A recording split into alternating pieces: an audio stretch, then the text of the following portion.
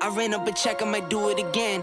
Enemies close, had me thinking they're friends. 10 toes down, I'll be free until the end. Crib outside the city, I don't feel safe in my hands. Took so many years, I'm just waiting for the wins. I'm in debt to no one but the one who took my sins. I do it for real, there's no reason to pretend. If I do it once, I do it again. Add it up, bankroll, euro, peso, add it up. I'm just doing me, everything is on me. Oh, you matter what? Add it up, bankroll, euro, peso, add it up. I'm just doing me, everything is on me. Oh, you matter what? Add it up. Told her if it's all me, everything is on me. Gon' back it up. Matter what? Told ya I'ma do me. Why you hating on me? It's not adding up. I do roll like a Mack truck. Country heart, I might cop a farm and go act up. Lot of scars, I was cold-hearted, now I'm back up. Keep it real, I do this once a month, I don't rap much. I just take the money and go stack up. Only buying car to get tatted up. All that other bull, it don't matter much. You only climb me, I put the ladders up. I ran up a check on my... Good evening, YouTube. We are back. Here we are. A&M, almost mediocre sports guys. Anthony, Mike, what is going on? What's going on, everybody? Everybody. As you can see, it's it's dark here. It's still light where Anthony is at, but time changes and all that stuff. But how you doing, sir? Good. Everything is going well. How's everything for you? Pretty good. I like that Atlanta Braves hat. That's looking pretty slick. Thank you. I know we're just talking about baseball here now, huh? It's kind of getting to the end there. We're getting close to some playoff baseball. I know you and I haven't watched too much of it, but we were just talking. Some new faces kind of in there, but also some old ones coming back too, right? Yankees kind of making their way up there, looking real good these past few weeks, right? I guess or so. Yeah, I know they had some struggles there for a while. The Phillies are apparently having some struggles right now, and we were talking about the standings and whatnot, and I don't know how many people are fans of the Astros or not, but aside from like Anthony and I were talking about off screen, and the issues they had with the one championship that one year, pretty consistent franchise. They find ways to, and we all know sports. Every year is different, every roster is different, year in, year out, but somehow the Astros continue to find a way to at least stay competitive and right now in first place. So I tip my hat to that and the ability to run the organization. That's pretty impressive in today's sports field. Well, yeah, because you think about it, right? They got all those accusations and the trash can smacking and all this stuff, right? And then after all that's gone, and you're still doing this, right? Most of those teams, if that's correct or if it's true, and I don't know necessarily, I still to myself can't figure out if it's true or not. I mean, they got a great case that shows it is. I'm sure it may have happened, but if it, for most teams, you find them cheating, what happens? When they don't do it no more, they just start to falter, right? That's not what's happened with these Astros. They have not faltered. They haven't missed a beat. And that just goes to show what a good franchise they really are. So, I get it. People, if you don't like what they did, you have an issue with that. I understand the same way. I don't like cheating in the games either. This and that. I'm not anywhere close to an athlete or anything like that to say that, but I play video games and I hate people that cheat in the video games and things like that too. So I take that seriously myself.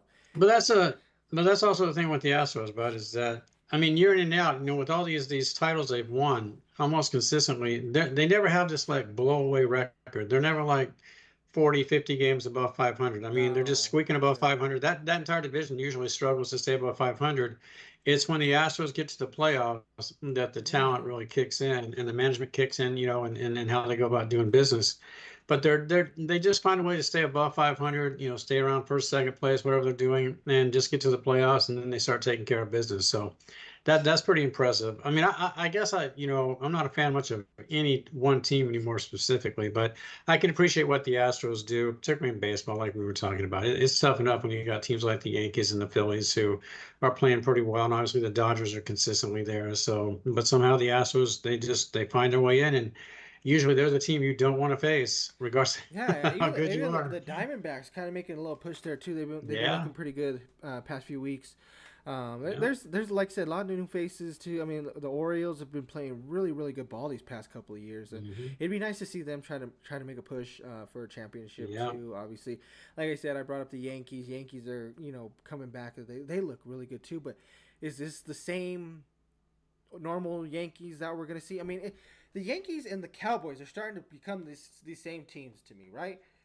In my opinion, Cowboys look tremendous. They go through the season, they go win 13 games, whatever, be number one seed, and next thing you know, what does it lose in the first round? Same thing with the Yankees, right? They can have a great year, put up 100 wins or whatever, and what would they do? They would lose in the first round. They not even get the World Series, you know?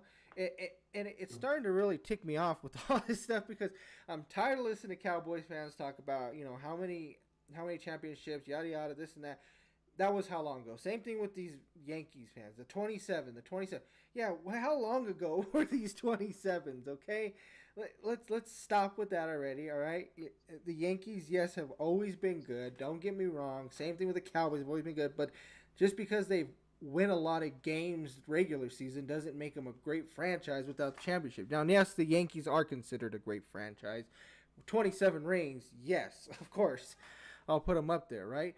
The Cowboys are, I wouldn't say great because they haven't been great recently. So there's a lot of falter. Yes, way back, but you're cutting this off in the 90s, right? Well, I don't want to. This is what I get tired of with the Cowboys, but and I know a lot of people talk about it, but I get that point and I agree. I don't. They're not America's team per se. Are you? And if you're talking about merchandise sales, I don't know. Maybe they are. I know they're in the top five or whatever. So if that's basically what you're building your statement around, but for my entire time in sports as a fan, from the time I was 5 when I could really start to remember bits and pieces going forward to now. And I was a Cowboys fan back when Roger Staubach was there. That was the time I rooted for them until they beat my Rams consistently, and I just couldn't stand it anymore. But at no time during my entire interest in sports, especially football, have I really ever admit or acknowledge that Dallas is America's football team. That's just absolutely insane.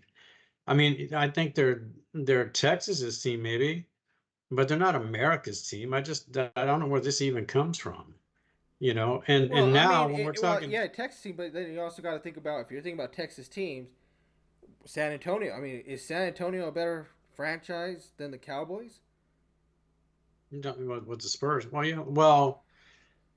I mean, you can make that argument. I mean, they've won more titles. Well, just about anybody's won more titles in Dallas over the last 30 years. And that's what I'm saying. I Like mean, the Cowboys are non-existent. They're good. And then what happens now? Right? Jerry Jones does nothing in the offseason. They do nothing. Right?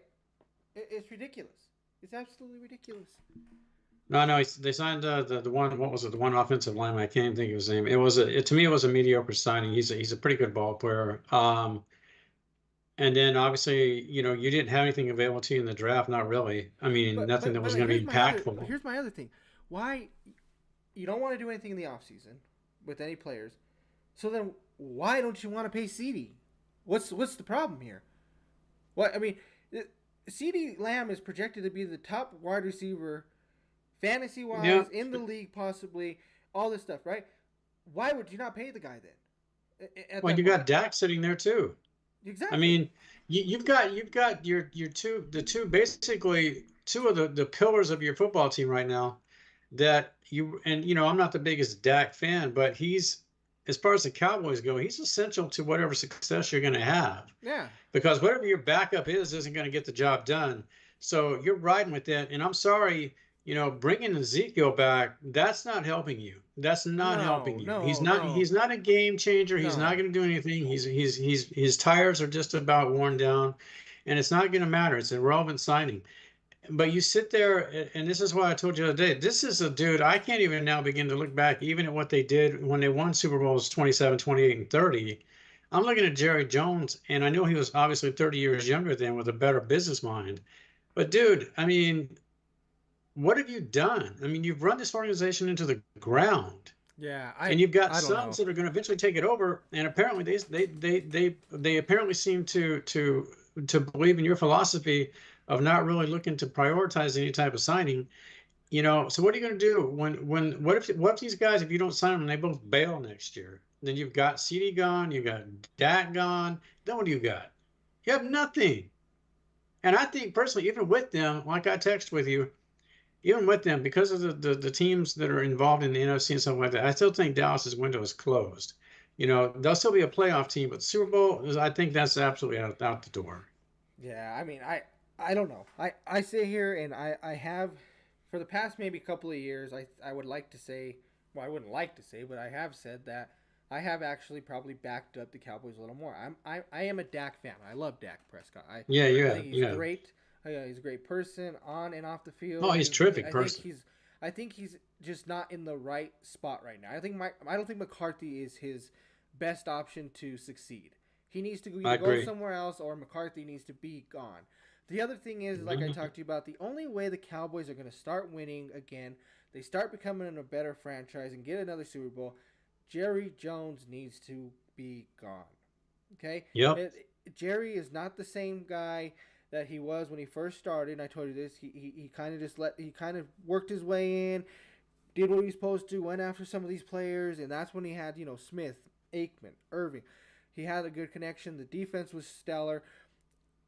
All of a sudden this year, it's like they don't want to make any moves to get better. They're trying to stick, they're not signing the players that they need to keep on board to win for them. Like, what's going on here? He's involved in every single thing possible. Not all owners are like that. They have people that do that for them. That's what these GMs are for. That's what all this other stuff's for.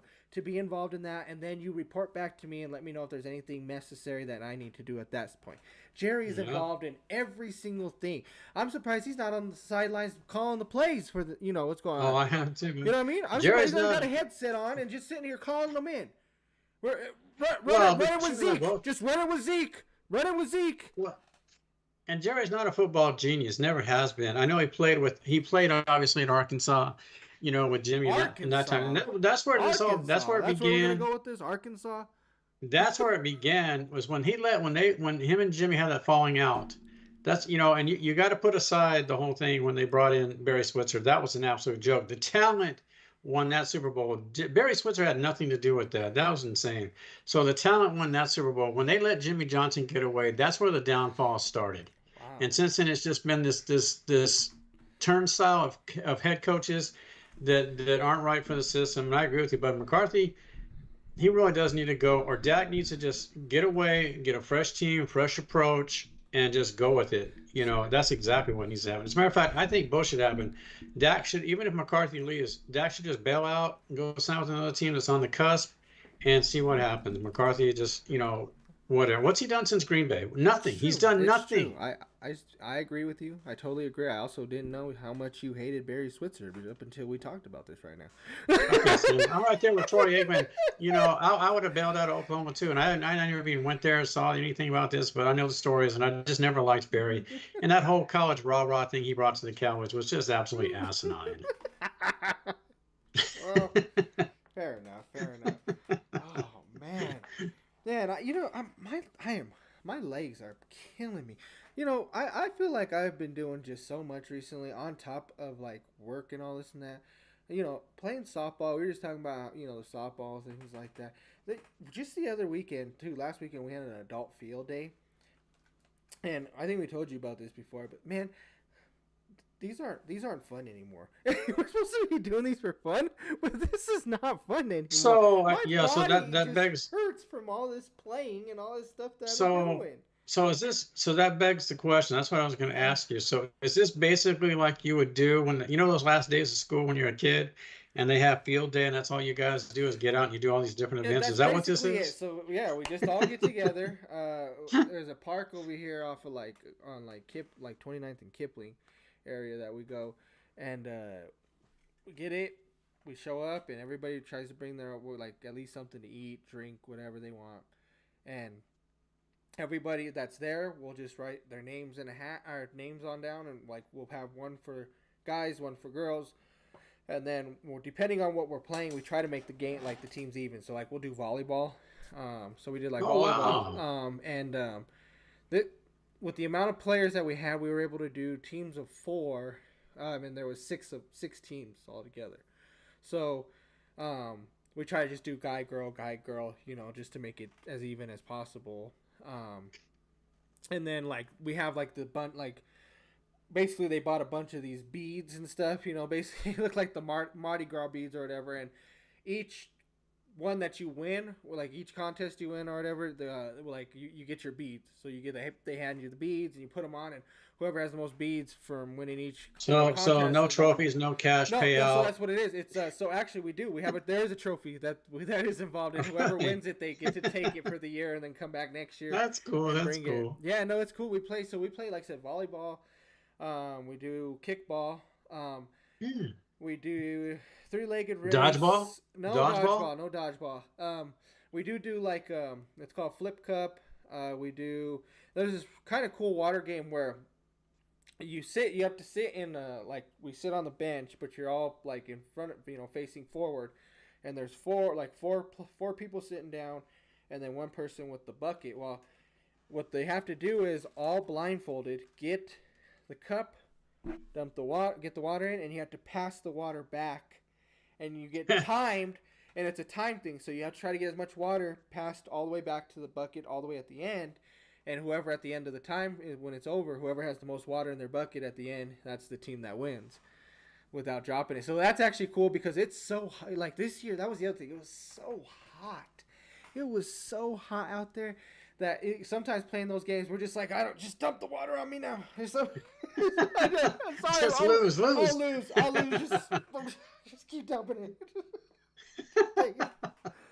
But it's fun. It is fun. It can get a little crazy because obviously folks the reason we call it Adult Field Day too is there is drinking involved. Like when we play kickball, it is cup in hand, so you have to keep your we always have a cup in hand, and you have to play with just one hand and do that. So and like for that, like Flip Cup, I don't know if any of you know what that is, but basically that's a drinking game too. So it's like basically each person, there's like 6 people on a team, and they have to go back and forth. So like the first ones will start, you gotta drink your drink, and then you put it's like a red Solo cup, you put it down, and you have to flip it to land on its face.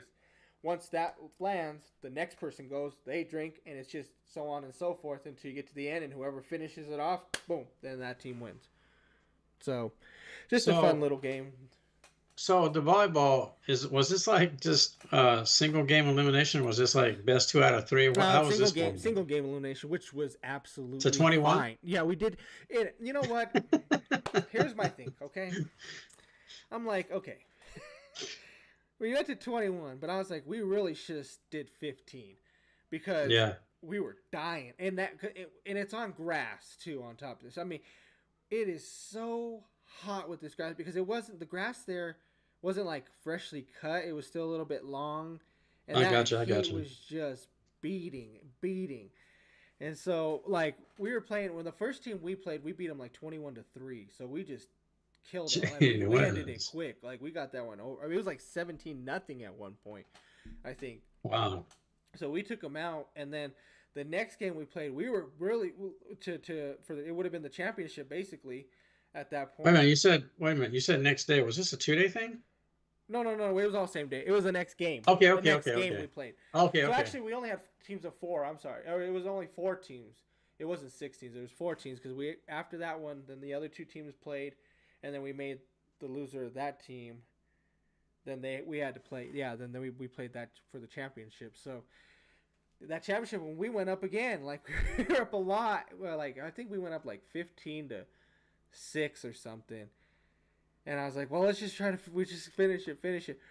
But you could tell, man, we ended up at one point, we got into this volley back and forth, bam, bam, and everybody's on the side, you can hear, and I think once we did that, we got tired from it, and I got tired, so I was like, and I'm like, man, this is, and then they started to come back little by little, and that ball is just, you could just see it just dropping. It's just like when you're in that zone and you just can't get that out. You can't get it, just drop. It's hitting every spot, and I'm like, we're gonna blow this arm. I think we did win it though. We won like 21-, I think it was like 21-14 or something. We won. We ended up winning, but man, we were done after that. But one individual won the trophy, or was it one team? One individual wins it. It's just the one individual. So is it like total points? So it's based on how many beads you have. So it's like since Okay, so okay. like there was the four of us on that team, so it was like myself, I think it was Cherie, and then her cousin and a guy that one of our friends knows works with them.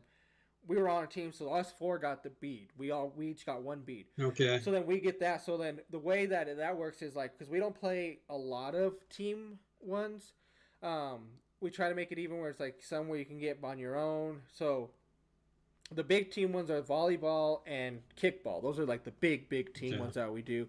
And then like the smaller team ones are like we do like the three-legged race. We do the water balloon toss, which is always cool too Yeah. because we do the water balloon toss. Then after we're done, we always make a whole bunch, and then we just throw them at each other at that point. So we try to do that like middle of the road, so that like when everybody's kind of still hot, but like okay, then we kind of refreshed for the next set to go. But what else? I think they did cornhole. They actually did cornhole to because we didn't stay there. We the past couple of years we just haven't been able to stay long because having the kids and stuff with us, it was just too hot and stuff. So but I guess last year there was a tie between um, one of the guys, one of the girls for the most beads. So the tiebreaker was cornhole, and she was so mad because she was like, "This sucks." She's like, "I don't know anything about cornhole. I'm not good at this." And he was like, I guess, real good. So he pretty much just demolished her and took the trophy. She's like, so I guess when we all have a group chat too with it. So when it comes the time, we'll talk about it. And I guess so I figured it out because Sheree talked about it. She's like, in this year's tiebreaker won't be cornhole this year. Well, I'll guarantee you that. Well, that's good. That's good. But it sounds like everybody had a good time. I know you said that the kids had a good time and just hanging out watching everybody. Yeah, it was good. It was fun. We did. The kids had a blast. They had so much fun once they got to play with the water too. I mean, it was, oh my god. Once they open up water and all that and everything, kids, they don't care. It's just we're just Oh, I know. we're getting completely so. I mean, I had to stop my daughter from after a while. I was like, "You're soaked. Like you got to dry off. You're not getting in the car that way. It's not gonna happen." I was like, "You'll dry off So, quick." so the body the next day just wasn't quite cooperating. Man, no. And even today, like I said, I played last night, softball last night.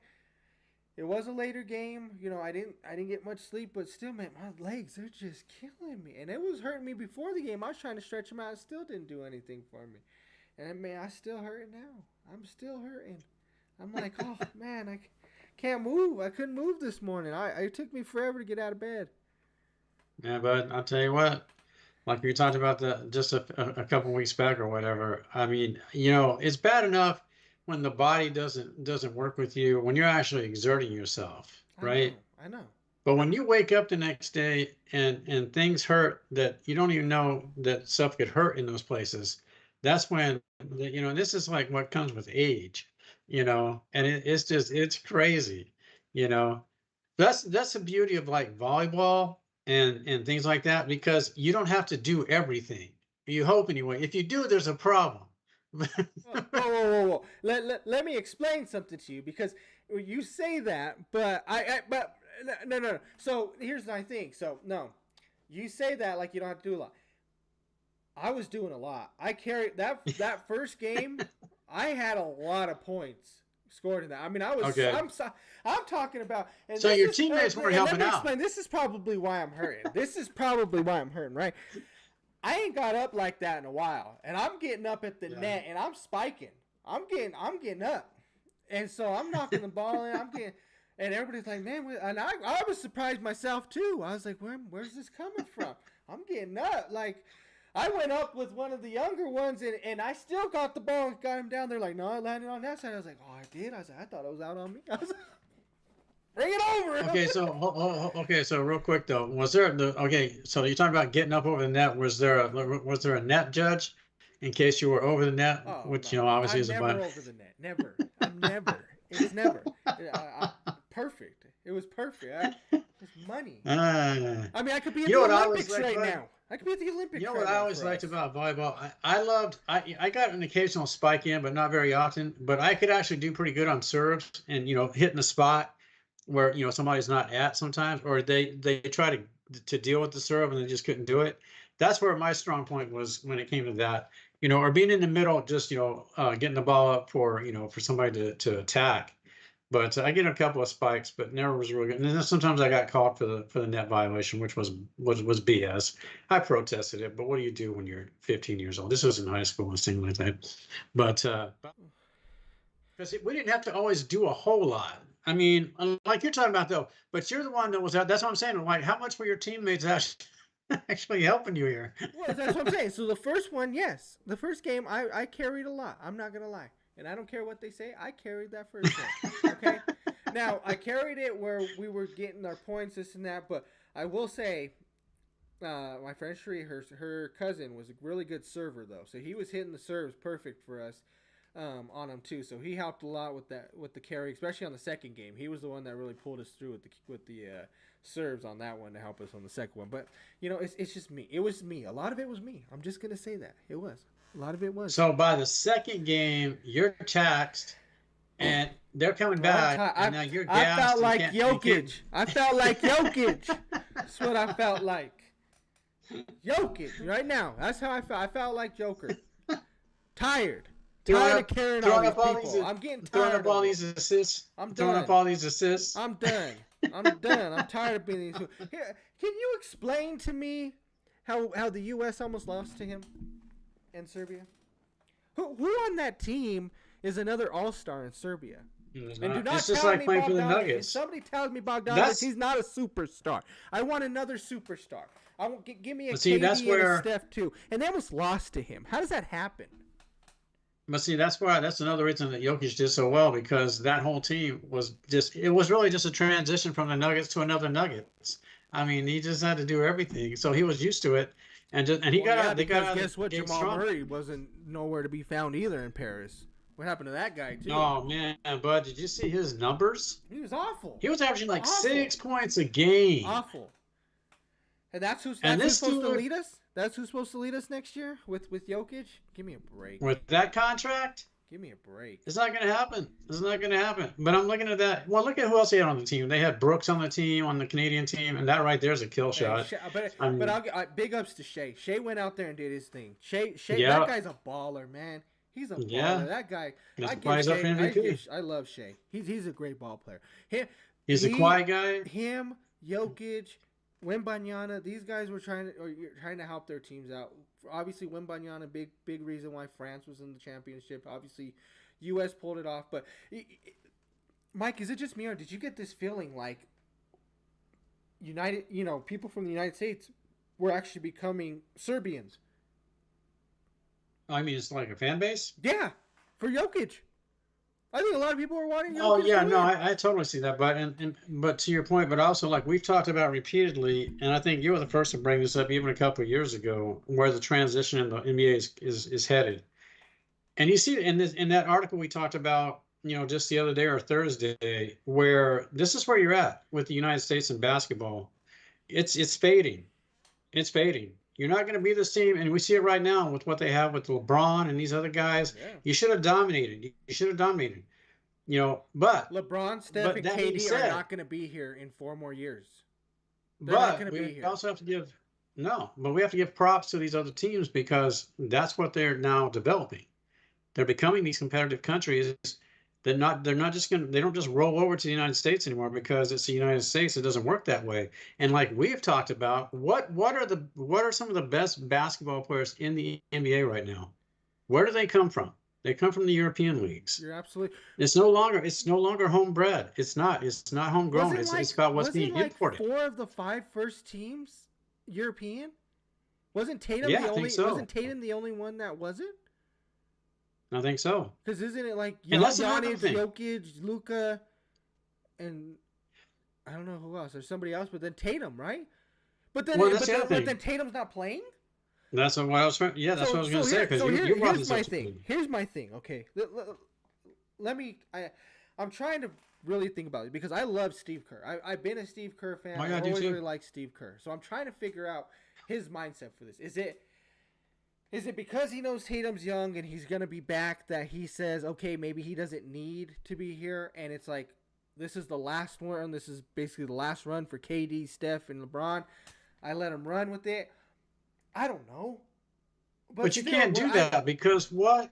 You can't do that I get it. because what if the next go around Tatum's invited to join the team, he gets hurt and can't play. You can't look at Exactly. you can't approach Well, the other thing for everybody on that team, everybody on that roster should play at some point. exactly, and Even if it's not strategically important, you should be out there. You should be allowed to play. You're a part of the Olympic squad, and you're the best of the best supposedly. So put them all out there in some form or some fashion. no, I agree. I totally agree with that. They need to play, but at the other my other point is saying that KD and LeBron and Steph will not be back, right? Yeah. Why wouldn't you give him that experience then? If for some reason he does not do his job, then you have those guys to fall back on. Then you get them out of the court, you get them off the court real quick, and you throw in Steph, you throw in KD, you throw in LeBron, whoever wants going at that point in time, and then you try again. You work with him, whatever it may be. But I don't see that from Tatum. I don't see Tatum. Tatum didn't do that all year. He's just out there playing ball. I don't see him going and failing, especially not around a bunch of other all-stars either. It's not like he has And to if he carry does- the team. It's not his Well, like team you to just carry. said. Okay, so put him out there, and if he struggles, then pull him. Yeah, But exactly. I mean, that's how this works. I mean, that's what a roster is. Game to game through an NBA season is okay. And even if you're a starter, some nights it's not working. So the guys are they getting these slumps, and sometimes the coach will say, "Look, I'm going to sit you for a little bit. You know, well, maybe we're going to bring you off the bench for a little bit. There's something wrong here. Let's see if we can work it out." This is the Olympics, so you may not get another shot. Injuries, retirement, you don't know.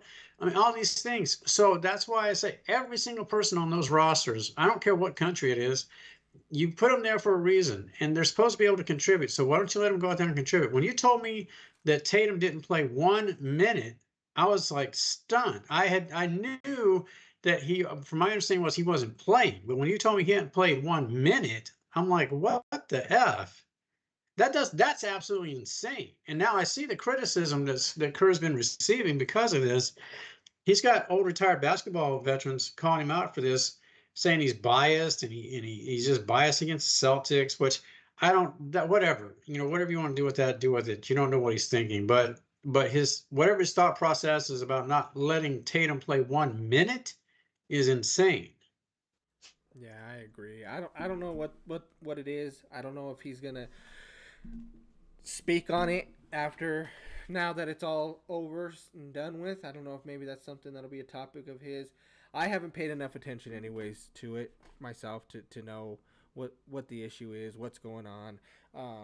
Nor, I mean, like I said, I haven't really cared as much for it either. But I mean, Yeah. but it was nice to see that Jokic carried Serbia as much as he did. Got him to he got him the bronze. They did win. They got the bronze. Can you imagine? So that's still good. Can you imagine? What if playing the way he did, if they had managed to pull off the upset, what that would have done to this man's historical importance in the game? I mean, to have it be a 3-time MVP. Here's what I'll say. He wins the gold this year. He's top 5 all time. Yeah. Already. He's top 5. The bronze might even, I mean, bronze is probably top 10 now. I might put him top 10. I mean, what more can you say about this guy other than he's only got one championship only? Oh, well. He's still got one. He's still got a ring. And again, like we talked about, because he doesn't have, I'm sorry, the support's not there. And there's just, the Nuggets don't do enough to support this guy. We talked about this off camera during the week and stuff. And it's really sad. And I think, like, we've talked about that. And you started this talk, I think, either 2 seasons ago, that if the Nuggets maintain this thought process, you're going to push this guy out because basketball is already not his most important thing. He doesn't really give a crap. He's competitive, but he knows there's a life away from basketball. And like you talked about 2 years ago, saying, you know, you better be careful because this dude's going to bail. And because he's not going to care about it. And if you're not going to give him any reason to come back, then he's going to bail a lot sooner. And I think we were also in agreement that if it continues down this path with the Nuggets, Joker's going to be gone within the next 3 seasons. I mean, out of basketball. Dude's going to say, screw it. I'm not going to do this. I got a guy here making over $200 million. He can't contribute half the time. And when it comes to the playoffs, he's hit or miss, and all these other things with Murray. And the supporting cast is good, but it's not great. But there's this, and it's just the organization as itself. You don't place any importance on the role players. You let them walk. You don't even challenge whatever they're being offered just to see if they'll stay. You just let them walk. You lost two keys to your championship roster this past season, and now this offseason, and now you're not going back. You're not. You probably won't make it to the Western Conference Finals again, coming off a championship. All these other teams continue to improve. San Antonio is going to continue to improve. This kid's the real deal. This kid is the real deal, and they're going to continue to build around this kid. And so the Nuggets, they're doing nothing. It's almost like Dallas. I mean, you're status quo, and for what? You're not doing anything, and you're wasting his talent. Yeah, I don't know what the Nuggets are doing. To be honest with you, like I said, I knew the Bruce Brown loss from a few years ago was going to really hurt this Nuggets team, which it did. I really felt like Yeah, crushing they it. didn't Yes, have that spark off the bench that Bruce brought in. the Bruce leadership. does everything off the bench. He can score. He can shoot the outside shot. He can get to the basket. He's a great defender on the other side. So Yeah, he's a true leader, like you said. So that was going to hurt, and it did. That I think they beat Minnesota if they have Bruce out there against them. And then losing KCP, like you said, I mean, man, you're losing a shooter. yeah. Adding Westbrook, I don't know what that does for us yet. I'm still trying to figure that out. I don't know where he fits in. I don't know if this is maybe the way to open up Jamal a little more to maybe just shooting and less of the ball in his hands, so that way Russ can kind of take care of that and maybe turn Jamal into more of an actual shooting guard than it is a point guard. But the thing is they have such a great camaraderie, him and Jokic, right? That pick and roll runs really good with the two, because they're both so dangerous everywhere on that court. I mean, they both can hit the short jumper, they both can hit the 3-pointer, they both can get to the rim. So it's scary. You don't know how to play that. I think they're even scarier than the Stockton Malone pick and roll, right? Because Malone's not hitting threes. He's not jumping out for that. I mean, he can hit the 20, he can hit the 20-foot jumper for sure. He can easily get Yeah. to the rim. Stockton inside, I mean, he can get to the rim, he could finish, but it wasn't always something that he did. He can obviously hit the outside shots, but getting to the rim wasn't. So I think this is more dominant to watch Jokic and Murray than it was the Stockton Malone thing, kind of. And it's crazy for me to say because I am more of an old head than I am new. But when you really look at how dangerous they are, man, I wish Murray would figure it out, right? Because and maybe that's the issue. Maybe we've noticed that Jokic has made Murray better, right? I mean, am I wrong here? Did it No, I've thought about that too, but and I also worry too because, and this applies to any athlete. We know this. You and I've talked about this with your dad. You and me talking about this, and even bringing it up is not like some revelation. But when the big contract comes into play, and you now have all this money, are you going to become even more complacent? Because I'm not sure where Murray is at. I don't know either. And I get the injuries. I get the injuries, and I understand that. But to point, I mean, and actually, this point was made in another site by someone we like to watch every once in a while. That why would you potentially? And I get representing your country. I get it. If you're offered that opportunity, it really means a lot to you. I understand that. But if you've got all these injuries, and you really need to take some time away to heal so you can be ready for the next season. I mean, but yet you obligate yourself to the Olympics. And by the time it's all said and done now, and they obviously, they were there for a little bit. But now look where we're at. We're now into August. Training camp starts the back end of September. The season kicks into gear the back end of October. So is he healthy? Why did you average 6 points in the Olympics? Why you're the superstar? Why are you averaging 6 points on a team that's that average? you're not on an Olympic team that's just littered with superstars. I'll tell you why. Because, like I just said, I think Jokic makes Murray a better ball player. That's exactly what it is. Because here's how I see it. Right. He goes in. He plays against Canada. Canada is ranked as one of these top teams that should be in the championship. They they're highly ranked. USA, Canada's up there. Obviously, they know Serbia with Jokic could be there. France with Wembanyama. I mean, it's all them. But Canada and USA are up there. They got Shea. They got Murray. Good backcourt, whatever. Right. So all of a sudden now, it's like, go ahead and show us what you can do then. But at the same time, it's like, wait a minute. I don't have, my GOAT to fall back on. I don't have Jokic to sit here and say, oh, you know what? I try to get to the basket. They blocked me off. Boom, I can kick it out to him, and then it's like Jokic and him together. It's basically Jokic who you're trying to play. Yeah. You're trying to play against, right? But like I said, how do you plan for what Jokic can do? It's like, here comes the pick. Is he gonna step back? Do you have to show for the three? Is he gonna just roll? Then you got to stop that big body to try to stop him at the rim. That's not easy. He is so big.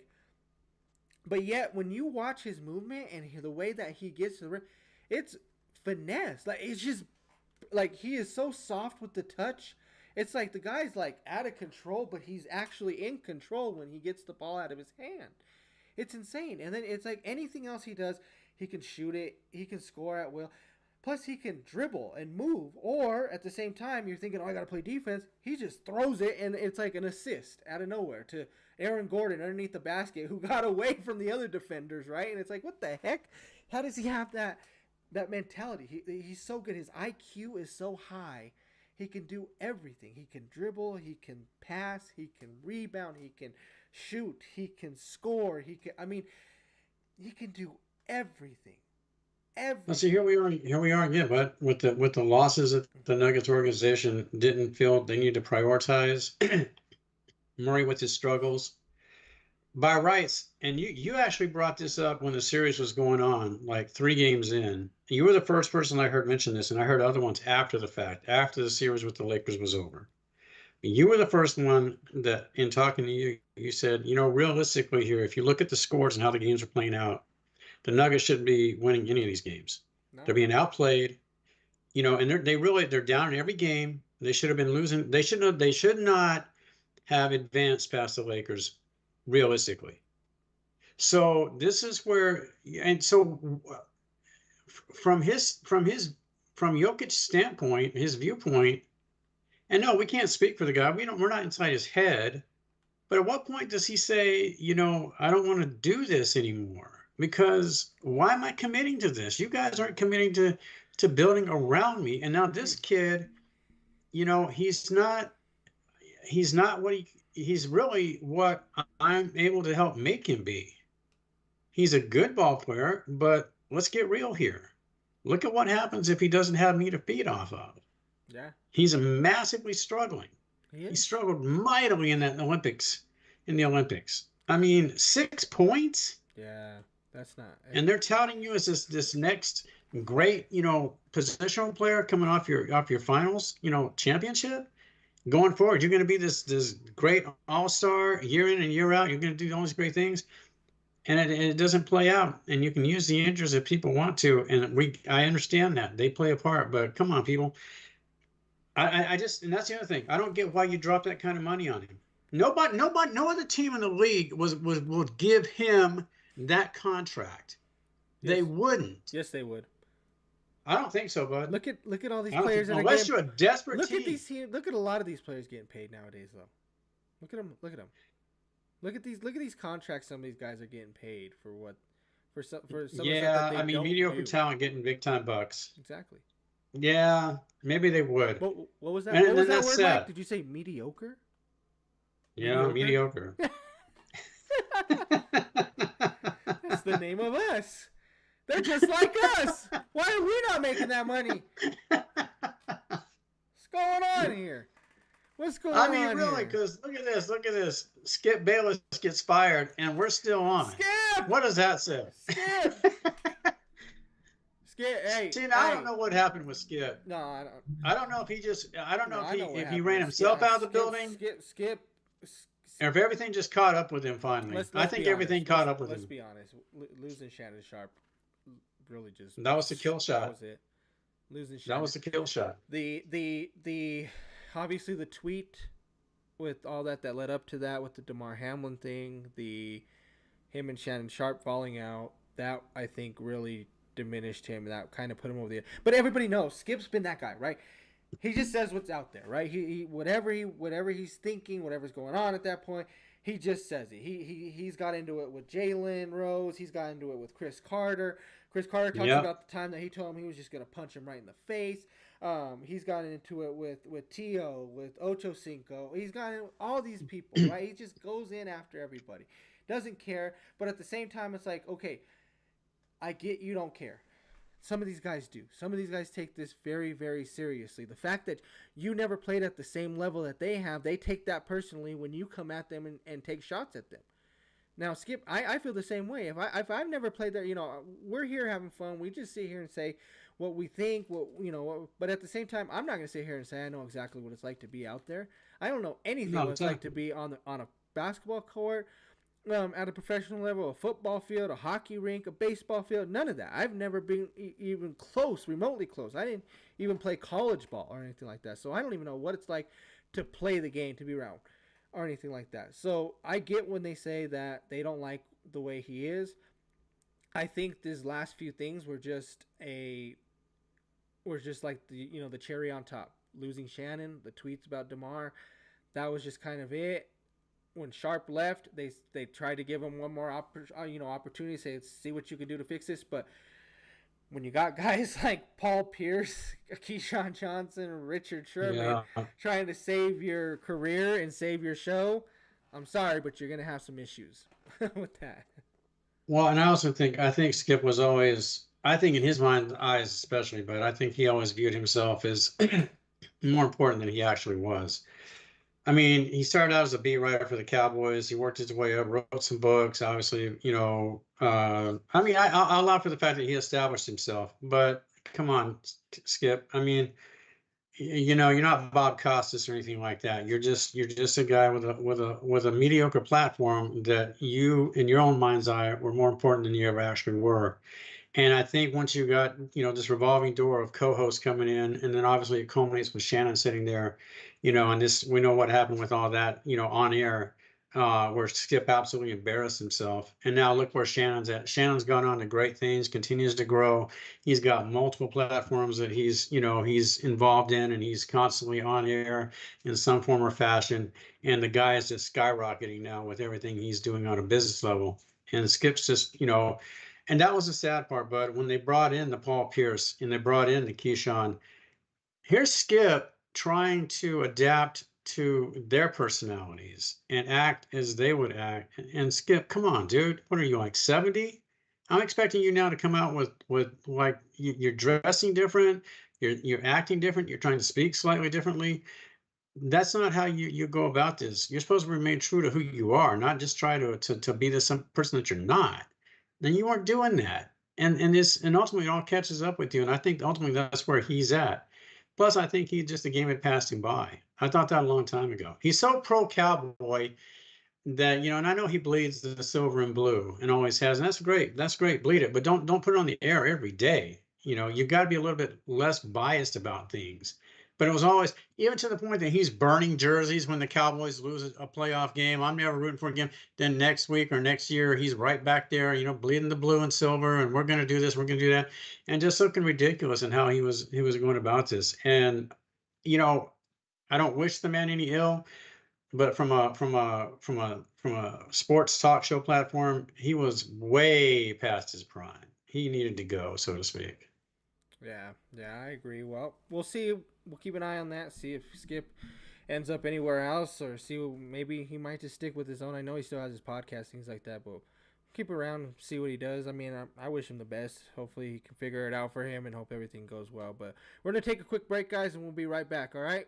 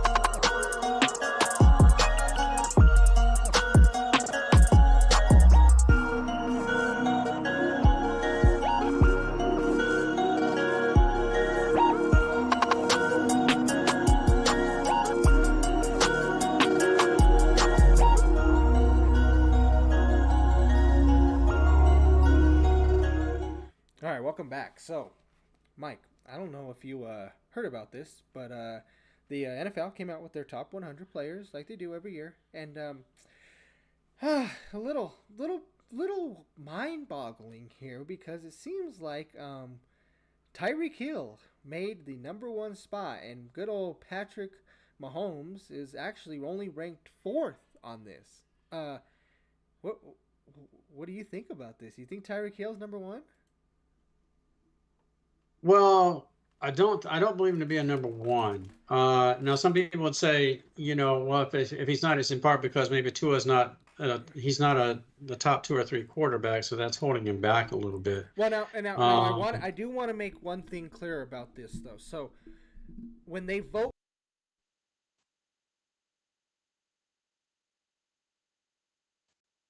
but I can't hear you.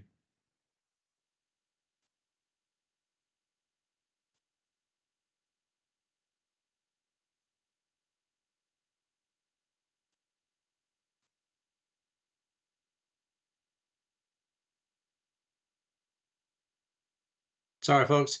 Temporary technical difficulty. is that better? Is that There we better? go. There we go. Oh my God! It's Yeah. yeah, it just unplugged. Technical difficulties, Just folks. unplugged. They happen. Okay, They happen. sorry. All right.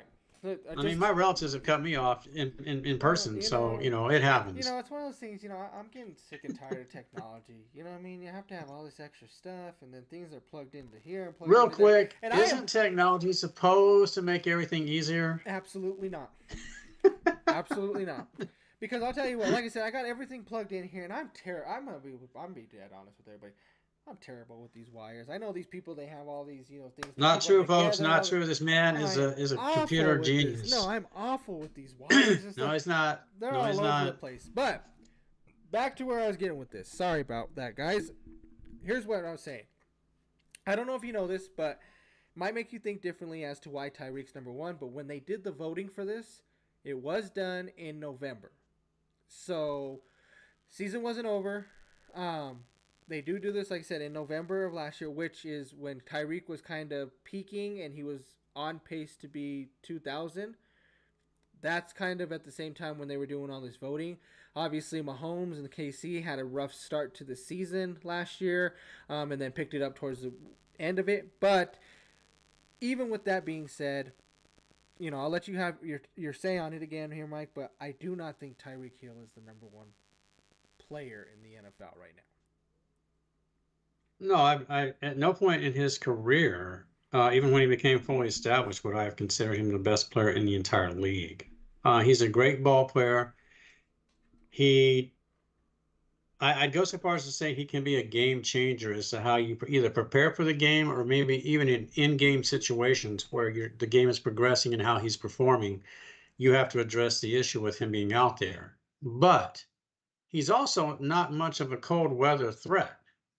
And I get that a lot of players, even top tier players, can be affected by weather conditions, but his production diminishes pretty significantly. And yes, he, playing in Kansas City, I know, folks, the weather gets, it gets a little chilly, as they say, and then you transition down to Miami, so maybe you get accustomed to the warm weather. You go up into a Buffalo or whatever you're going to be, and maybe that affects things. I do believe Tyrell could be considered a top 10 player, obviously, but I just can't buy into the idea that he's the best player in the entire league. Yeah, I like I said, I get it. You're doing this November. He was peaking. He's supposed to get 2,000 yards, something that has never been done.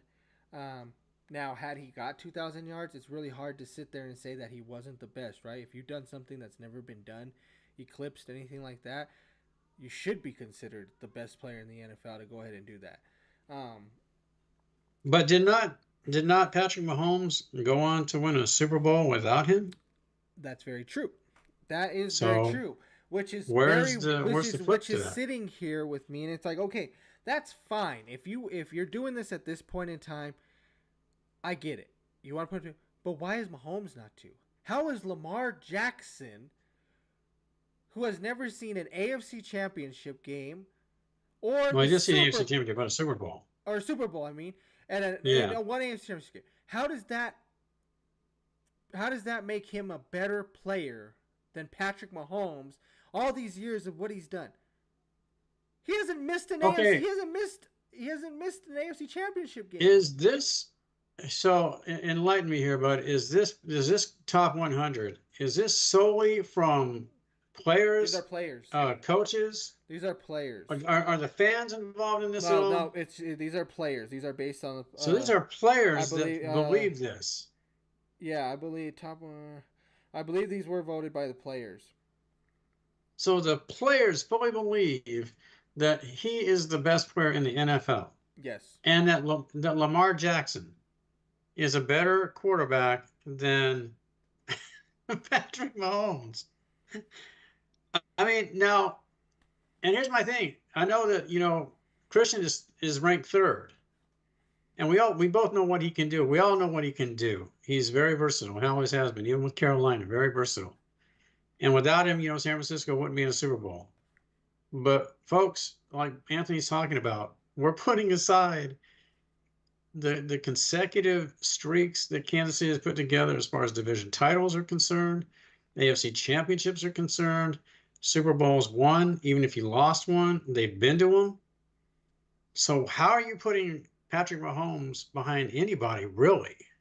I know it's cliche and I know it gets tiresome to sit there and say he's this, he's that, but nobody's dethroned him.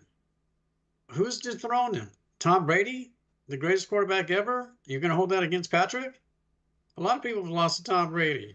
So here's my thing. I mean, so this is ridiculous. Thinking at this top four,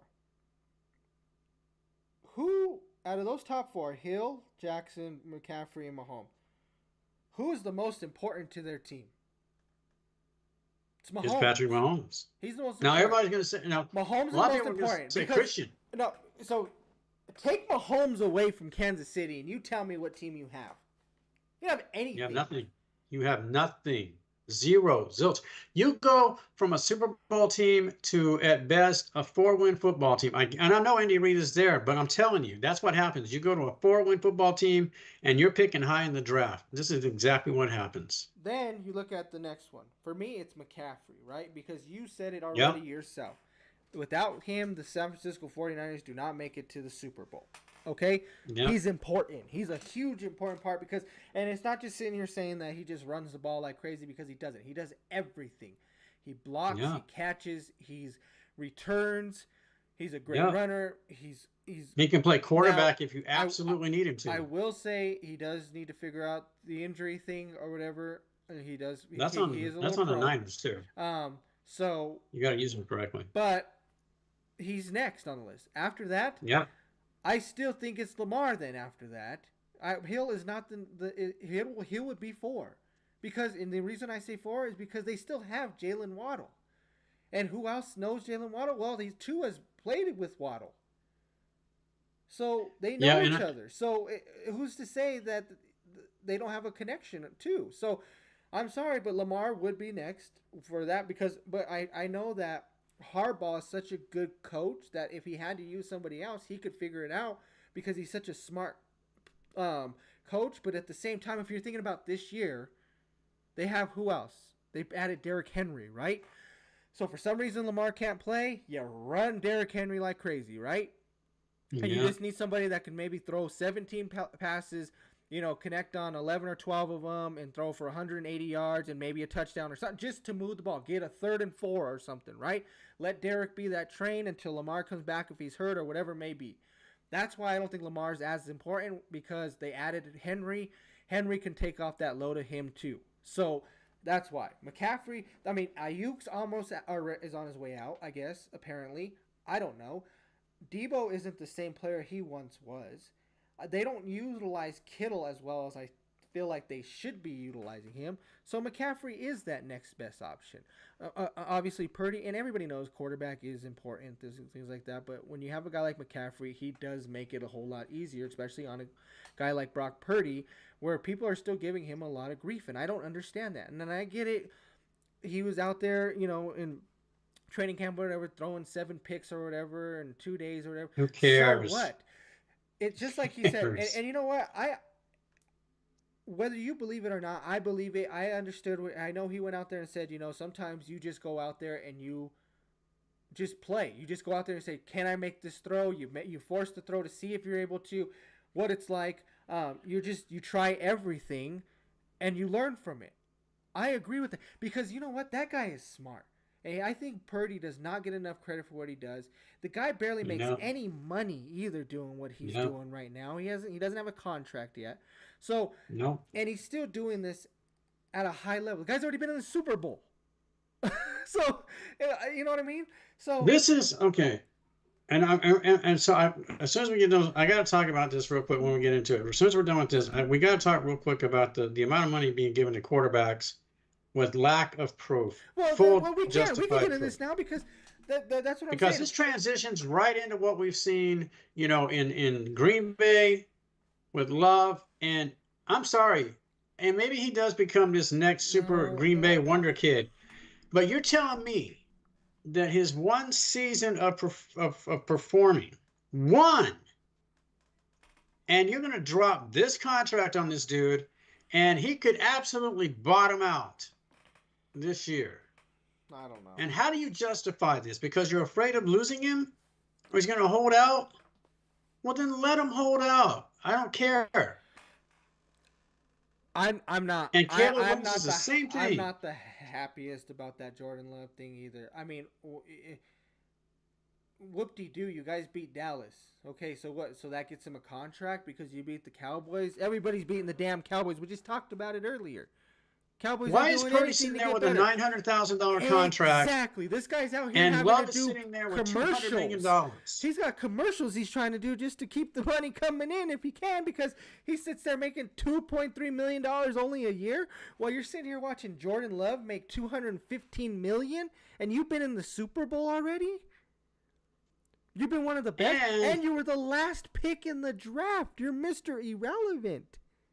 Yeah. And on top of that, and everybody say, well, Mike, you and Anthony don't know this. Yes, we do know. And what I'm pointing to is this. Would the 49ers have potentially lost to Philadelphia in the NFC Championship game 2 years ago? Maybe they would have. But they would not have lost like they did if Purdy had played in that game for the entire 4 quarters. Okay. The kid can actually play like Anthony's talking about. He's a smart kid. He knows how to read defenses. He doesn't have the greatest arm in the history of the NFL or even what's going on in the NFL now. He doesn't have to. He's got positional players that know how to get open, run routes, take the ball from a handoff, and do what they're supposed to do. That's what they're there for. So he doesn't have to be forced to do things like this. They know he doesn't have the strongest arm in the world. But he also knows he doesn't need it. But if you watch the kid play, he knows how to read defenses. He knows how to put the ball where it needs to be. And that's what you want. You don't need the 70-yard bombs all the time. What's that done for Miami? Where are they at with Hill and this greatest player in the NFL? Where's this at then? I mean, you run up and down the field like it's a track meet, but you're not getting to the AFC Championship game. Well, here's what I'm going to say about Love also, okay? The reason I'm not going to sit here and start jumping up and down about Love is because I've also remember after somebody left Green Bay named Brett Favre, there was somebody that stepped in named Aaron Rodgers who caught everybody surprised. Oh my God, he was in his second year, third year, whatever it was. They go to the Super Bowl and win it. He looked great. Aaron Rodgers. How many Super Bowls did he win for Green Bay? How many Super Bowls did Aaron Rodgers win for Green Bay? Exactly. So you're telling me that this next young up-and-coming guy is supposed to come in and we're supposed to be wowed by him? I've already seen this. I've seen this story in Green Bay. If he goes and wins one, cool. So what? You guys are going to be happy? Green Bay is going to be happy to know that in a 30-year span, you guys have gotten 3 Super Bowls from quarterbacks that are supposed to be that great? Aaron Rodgers and Brett Favre won him 2 Super Bowls in a span of, 30 years? How? Between those two, they should at least have 2. They should be 4 for Green Bay at least. Yeah. Starr won 2. Bart Starr won 2. Yeah. Bart Starr is the best Green Bay Packer quarterback. No, I don't care what anybody says. He's better than Favre and Rodgers. I don't care. I don't care what anybody says. Bart Starr is the best Green Bay quarterback. If Love pans out, and more power to him if it does, but my whole thing is just don't dump money on these people that have not proven anything yet. But if he does pan out, potentially it becomes one of the greatest three quarterback transitions in the history of the NFL. And nobody can predict those things. They just happen to fall into your lap. So if it happens for Green Bay, that's great. But how is that? How are they But great if they've only won 2 Super Bowls? no, I know what you're saying, but I'm talking about though, but the ability to get to playoffs. But now, obviously, you want more than that. You want Super Bowls. So I get what you're saying too. But the ability to have a team be consistently able to get to the playoffs and see all that, I can allow for that. But the individual greatness T- t- of Rodgers right here doesn't make sense to me. We've talked about this. I mean, at least Favre went to back-to-back Super Bowls. Won one, lost one, obviously. But Rodgers again, one Super Bowl in your entire career, not just with Green Bay. You haven't even played with the Jets. You played like 1.5 series or whatever it was, and then you missed the entire season. And now apparently you don't even need to play in the preseason because you're just that good, and you don't need to acclimate yourself to your receivers. But where are all these titles at? Tom Brady has tripled the amount of Super Bowls that those two have gotten. let's just sit here and think about that for a second, guys. Tom Brady has tripled the amount of Super Bowls that Brett Favre and Aaron Rodgers have won. And we're But supposed see, to sit here and say that Aaron Rodgers is this great guy, like he's this amazing But see, quarterback. there's the blowback on Stephen that, A. but Smith, there's the right? blowback. Oh, he's a bad man. He's a bad man. There's the Aaron blowback, Rodgers. though. There's the blowback. You're comparing him to the wrong dude. You're comparing him to the greatest quarterback ever. I mean, we can look How at many other does Mahomes quarterbacks. have? I mean, where's this at? Where's How this many does at? Mahomes Where's this have? at?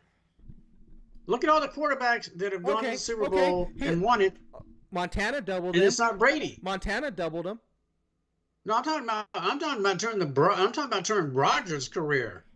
He's got the one Super Bowl. Look at all these other quarterbacks Roethlisberger's a that have better won the Super quarterback Bowls. than Rodgers was in his era. Roethlisberger's better than, I don't care what anybody says. I'm not a Steelers fan. Roethlisberger's a better quarterback than Aaron Rodgers for his career during his era. I don't care what anybody says. I mean, let's get real here. I am tired of the Aaron Rodgers thing. I'm tired of defending this guy. I could sit here. We could sit here. I'm done. I'm done doing it. No, I'm not. We could literally sit here and say, and this is true, folks. This is true.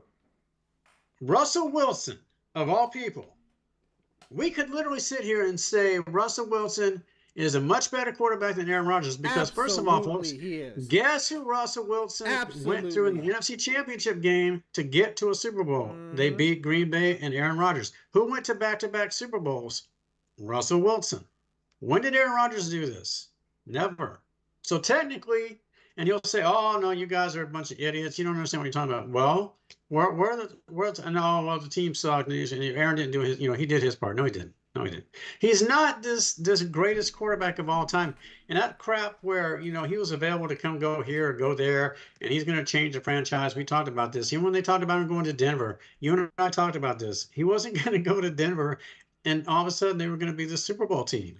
I could make a list of 10 quarterbacks that I would start over Aaron Rodgers for me even if it was a Super Bowl. I would pick 10 other quarterbacks that I easily before him. Easily. He's not the Jets. I'm tired of this Aaron Rodgers thing. I'm tired of everybody giving him this say like he's so good. Okay, I get it. Is he smart? Yes. He makes the right decision. He doesn't make bad decisions. He doesn't throw picks. Okay, that's fine. I get that. But does that always win you games if you're that cautious all the time? No, I get it. He is a winner. He does win. But where's the ring to show for it? Exactly. Where's the ring? Peyton gets killed all the time about his playoff record. And how he first started, all this and that, his playoffs. Oh, Peyton was 13-11 or whatever in the playoffs. Terrible. That's where he gets his criticism. That's why he's not one of he doesn't get the graded. Obviously, nobody's gonna pass Brady or whatever. But he sometimes people argue if he's even second, third, fourth, fifth, they might put him fifth because of that, because of his playoff record. So why are we sitting here saying that the same thing about Rodgers? His playoff record wasn't the best. He'll be. Drew Brees is a better quarterback than Aaron Rodgers. Yes. I'm taking Drew Brees over here. They got the same amount of Super Bowls. Drew was there twice, though. He just lost one. To who? To Peyton. Who's better than Drew, though? So then this is the whole thing is that when you're better, you just lose. You're not that good. You're not better than these guys. He'll be a first ballot Hall of Famer, Oh, which 100%.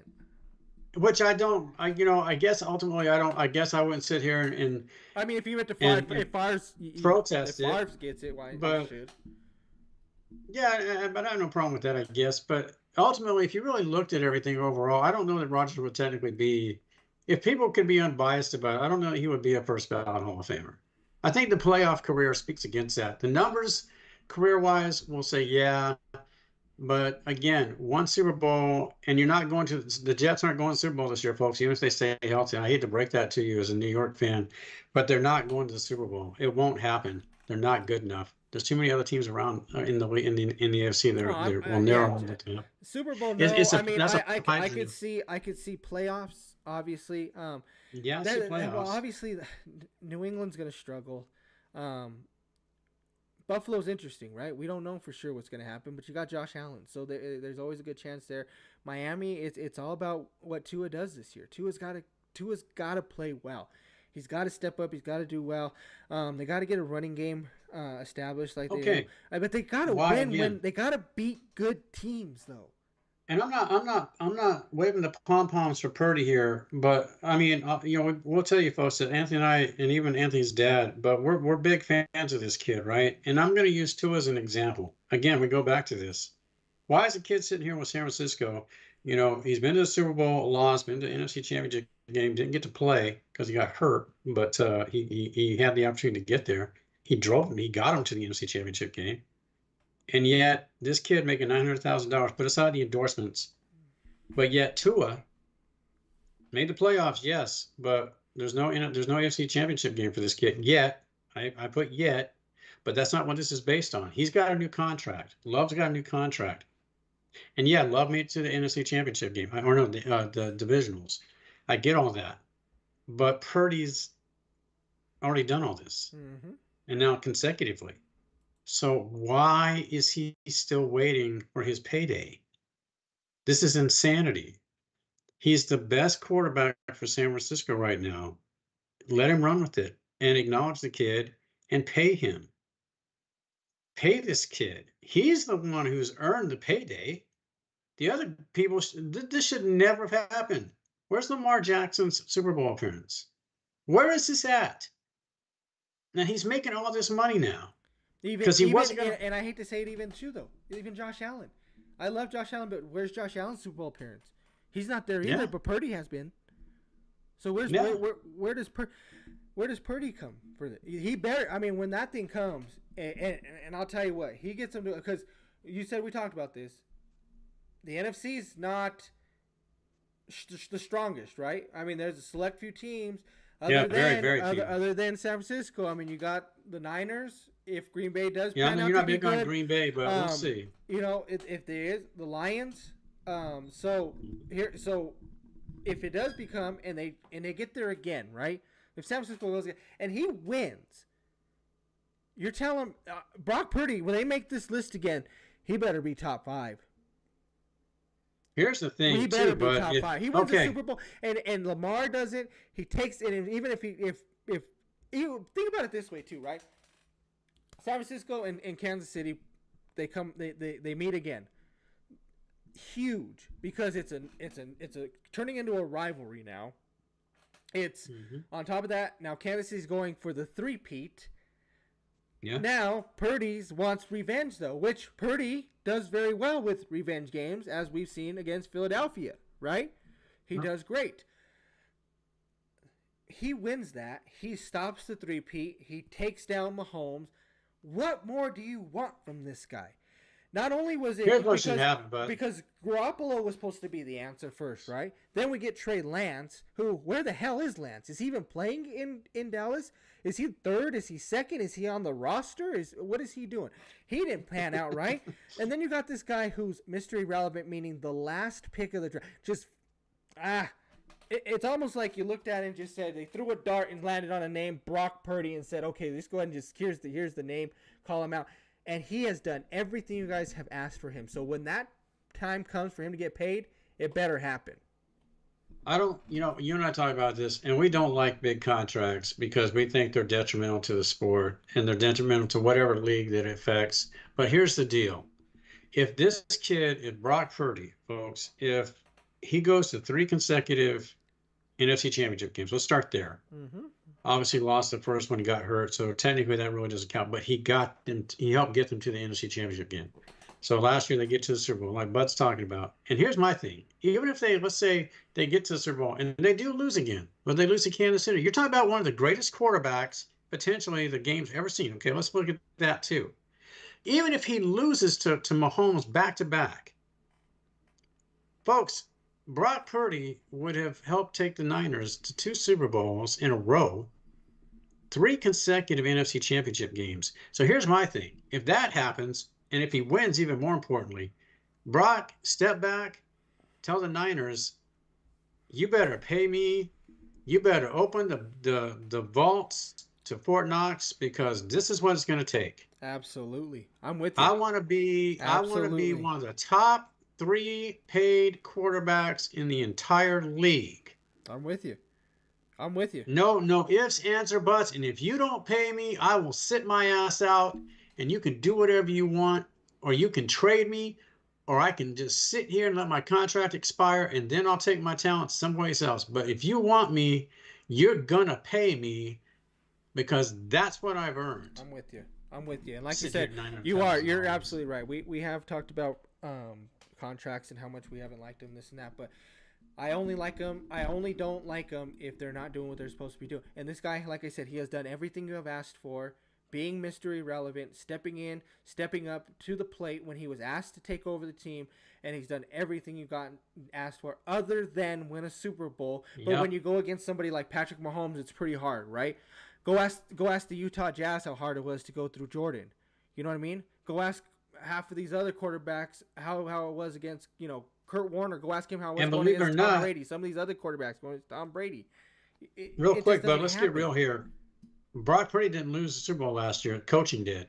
Why'd they back off from Absolutely. what I was don't know. working? I So don't know. that's another story for another time. But Brock didn't lose that game. So just keep that in mind, folks. But Brock, get your money. Absolutely. I hope he does.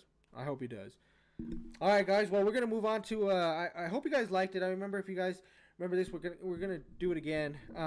Where I just kind of mentioned a team from the the 4: hockey, baseball, basketball, and football.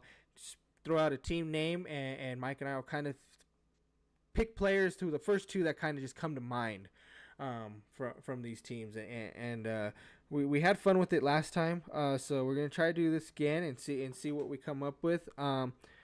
First team we're gonna go with is in the NFL. And we're gonna go with the Falcons. I tell you what, I could be a little bit biased about it. This will surprise people a little bit. You know why? And I say this because I grew up watching. He was not the greatest player in Atlanta football history, but he was also the quarterback who sort of helped them, when they first got into the playoffs, and that was Steve Bartkowski. And I actually liked. I'm not saying he's the best, folks. I'm saying this is guys that, like Bud said, that come to mind first and foremost. And that was a time when Atlanta had these cool uniforms, the red and the black and the red and the gray. Yeah. And I just liked the look. And they were trying to break that wall with the Cowboys and the Eagles at that time. They never could do it.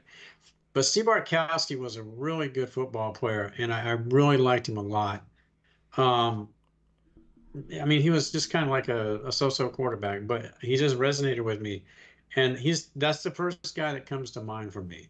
So I'll let you pick your first, Bud, and then I'll go back to my next one. For me, the first one that comes to mind is Jamal Anderson. I used to be a big Jamal Anderson fan, and I used to like the Dirty Birds, and then when he score, you do that whole Dirty Bird thing. So I was a big Jamal Anderson fan. I liked him a lot. Obviously, it was rough when we had to play them in the Super Bowl, because not only it was a team that I enjoyed watching. I liked Jamal, but at the same time, obviously Dan Reeves was their coach too, so that was kind of rough watching him having to coach us again, because you always kind of wish Dan Reeves would have gotten one, right? I mean, as a coach, because he got one as a Cowboy though, right? Or no?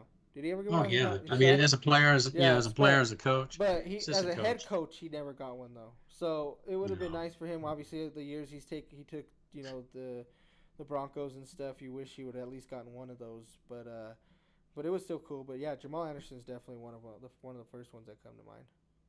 Yeah, and again, obviously, I think I don't think you can talk Falcons without talking about Deion Sanders. I mean, Oh, He okay, good, yeah. was, he was everything that he was hyped to be coming out of Florida State. And I thought at the time, put aside the two sport thing, I'm just looking at football. And yeah, he was great at Florida State. He was multi-positional, could do it all. But you make that you knew he's going to be good.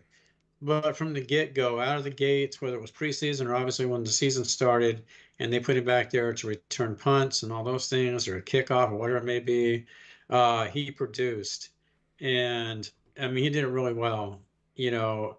And it was fun to watch him along with Andre Rison and that type of thing. I mean, and Jerry Glanville. There was Yeah. just this. They were like the NFC Raiders for a little while. They had just had this bad boy image and that type of thing. But and you could say Dallas was Dion, you could say San Francisco, but it started with the Falcons, and I just don't think you can mention Atlanta without Dion. Oh, absolutely, definitely. I love that one. I was kind of wondering exactly where you were gonna go for your next one and stuff, but I like that one. I didn't expect that at all. But for me, the other one would be Julio Jones. I mean, obviously, Good pick, good me pick. being a Bama person and watching Julio in college, and then move into the pros, and it just man, Yeah. he excelled, man. He's amazing. I mean, he has to be he has to be the greatest Bama wide receiver on top of the greatest Falcons wide receiver too, right? He would probably be, He has to be what comes to mind. Falcons. He has to be greatest Falcons wide Yeah, I receiver, mean the no Falcons matter don't what. have But this history Bama's of tough, right? Because it depends on Bama what is you tough, look at man. that. Because obviously he probably doesn't hold a lot of the records. I'd have to look that up for me. And, I mean, being a Bama fan, I probably should know that. But for me, it's like I you have to think about the wide receiving crew that's came out of Bama just even recently with Devontae and Waddle coming out and Calvin Ridley recently coming out. Julio's been there. Jerry Judy, he's there Well, I too. mean, and look, and I mean, the Bama program is to me, it's like Well, Mary it's a Cooper. division, it's an NFL program, really. I mean, with Derrick Henry coming out as running back, Yeah. those type of Oh, things, and the Josh program Jacobs produces, too. And yeah, now, I mean, before they didn't produce quarterbacks. Now all of a sudden they are getting yeah, quarterbacks. Obviously Bryce Young's in. Mac Jones, obviously he hasn't panned out as great as we would think, but Tua obviously too. yeah. I But was a little surprised. The only thing that surprised me with Julio Bud was his career sort of diminished quicker than I thought it would. I thought, and granted, we're talking about injuries, well, and you just can't yeah, work I around think a that. lot of it just had to do. He carried a lot of that team with. I mean, He did. Ryan had to go on him a lot, but not at the beginning. It was more towards the end because at the beginning of the career, remember he had Roddy White too, and they had some pretty good wide receiving cores at the beginning. But towards the end, it really, especially like this around this when they went to the Super Bowl, he really leaned on Julio a lot, and Julio had to do a Yeah, lot of work. Um, yeah. but at the same time, you're right. But sometimes I think as a wide receiver, I think he was also kind of like that Calvin Johnson too, where I mean he didn't ever ask to go anywhere different. He Hmm. tried to stick it out with Atlanta. I know he played with a few other teams now since he's left because he just obviously it's hard to let go of the game too. Um, Yeah. but I'm with you. He could have had a little bit better Mm. career, but he's still like I said. I think he's the top. I think he has to be the greatest Falcons wide receiver for sure. But he's definitely a top wide receiver of the game. Yeah, and real quick, folks, before we move to the next team, I didn't forget Matt Ryan, folks. Oh He's the better quarterback. I'm not for one second, but he's like you said, players that first come to mind. But Bartkowski was the first good quarterback the hey, Falcons Chris had. But Chandler. It's Matt Ryan is the Chris Chandler best went to the Atlanta Super Bowl. quarterback. I mean, Matt Ryan is the best Atlanta Falcons quarterback in history. But I like Steve. He was a good dude. He was a serviceable quarterback. Oh They yeah, just couldn't get yeah, past Philadelphia or Dallas. for sure, for sure. All right, well, moving on. We're gonna go to basketball now, and let's talk about. Let's do the Portland Trail Blazers. Oh, man, I don't want to. No, this isn't really hard for Or me, actually, did we obviously. talk about Portland last week? I don't think we did we? Okay, I don't remember if we talked about Portland last week. Because Okay, I'm going to say this first and foremost. We'll trade off like we do. I say this again. First person that comes to mind. Not talking about the best player in history. We'll get there because we'll trust me. for me, because he brought Portland their only only championship is Bill Walton. Yeah. I mean, I don't think you can mention Portland without Bill Walton. Yeah, the career wasn't great. There's a lot of injuries, but come on, folks. Portland has only had one championship, and we're talking about, basically we're coming up on like 50 years Yeah. since this happened. I mean, that's all, I mean, and it was all because of Bill, and even Bud wasn't aware of Bill's playoff stats at that time, and they were insane. Yeah, they I were. mean, this guy was off the charts. And so I always think about Bill, put aside the whole, broadcast thing, but without Bill, and there were a couple other players on the team at that time, but without him, they would not have won that championship. And see, And and he's for just me, he I'm okay. I'm okay with giving him that the Portland win, the snap. But I'm sorry, regardless, when they did those top 50, he did not deserve that spot there. He did not deserve. No, I agree with you, but I and the agree guy, with you. he only 12,000 points for his career.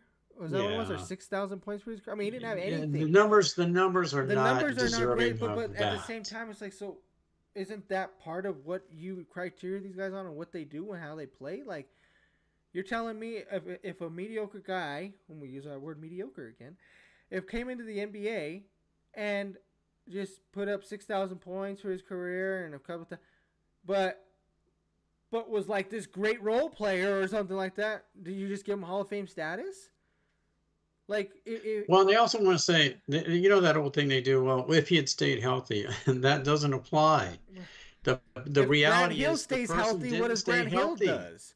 I mean, Grant Hill could have Exactly, been bud. healthy if he was. If Grant Hill That's all was the speculation. next, he would have been LeBron James before LeBron James showed up had he not been injured for most of his career. Okay? Yeah, Grant Hill. I mean, granted, I yeah. know So LeBron is going to be bigger weight wise, but Grant Hill was this. He was a triple double. Grant Hill was a triple double. He could score. He could do everything. The reason I say he is like LeBron is because the only thing he didn't do great was shoot threes at the beginning of his career, but he got better a little bit, just like LeBron did. He would have been just that same guy, and he would have got championship, especially being in Detroit with some of those teams that's that what he I'm had. saying. They probably would have. So I mean, I know they weren't great, but they would have gotten better. And they would have gotten a better team around him. I mean, he moved on and played. I mean, he even tried to play with Nash and Shaq at one point. I know that was a little bit later in Shaq's career, but if he was still healthy, who knows what they could have did with Nash and himself and Shaq. Yeah, I mean, unfortunately, folks, you can't ever fall back on if the injuries weren't there, because unfortunately, that's not the reality. And that's what it is. Bill was not a top 50 basketball player. Maybe with the injuries not there, he could have been, but that's just not reality. But for me, first person that comes to mind is Bill. Only championship they've had, and that speaks to me. Yeah, definitely. I mean, first one for me has to be Dame. I mean, he just. Yeah. I mean, like you said, Walton has to be probably one of the best, only because he's got the championship. But man, Dame's done a lot for Portland. And Clyde obviously too. Clyde was there. Clyde definitely the other one. He's definitely probably the other guy that comes to mind when you think of Portland. You don't think of a lot of players when you think of Portland, unfortunately. You don't. But I mean, I get it. I mean, when you really think about it, I mean, another guy is Brandon Roy. I used to love Brandon. He's another guy that injuries took a toll on him, and I mean, he only had maybe 3 great seasons. And I mean, and when I mean great, I mean that guy.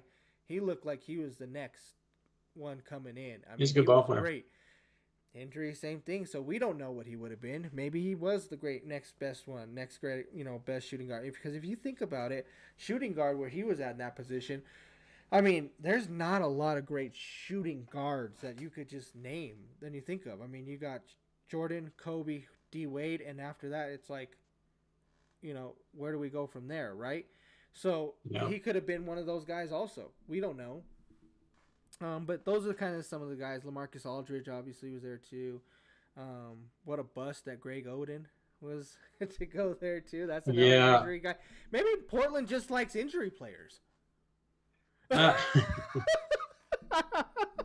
I think with Clyde, and this isn't to take away from Clyde, folks, especially if you're a Portland fan or a Clyde fan.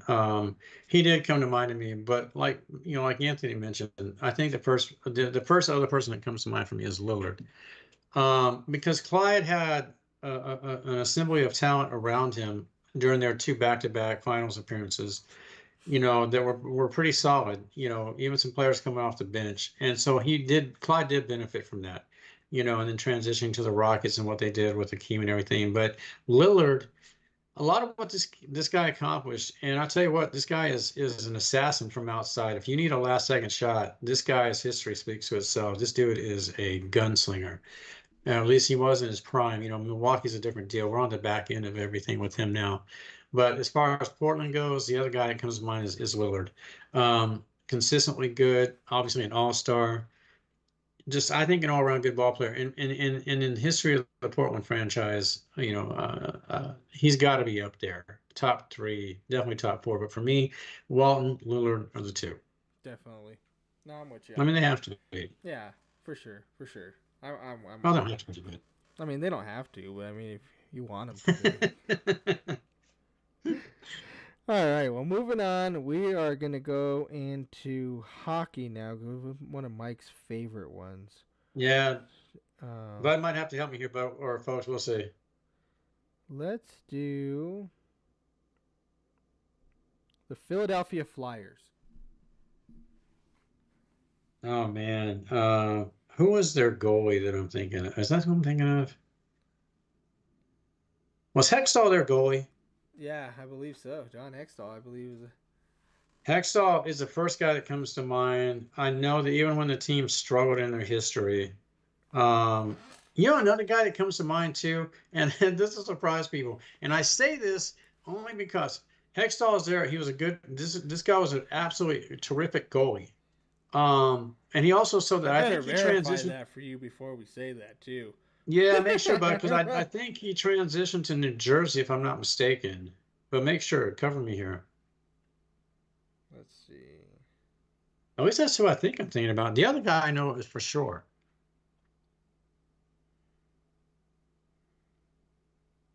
Let's see. This would have been in the 90s. I don't know how long the guy played, if he played with Philly. Folks, I could be wrong here, so I'm not swearing to this. The other guy I can speak to, and I'll tell you why. Because I was wondering if it was, well, what the heck? Let's see here.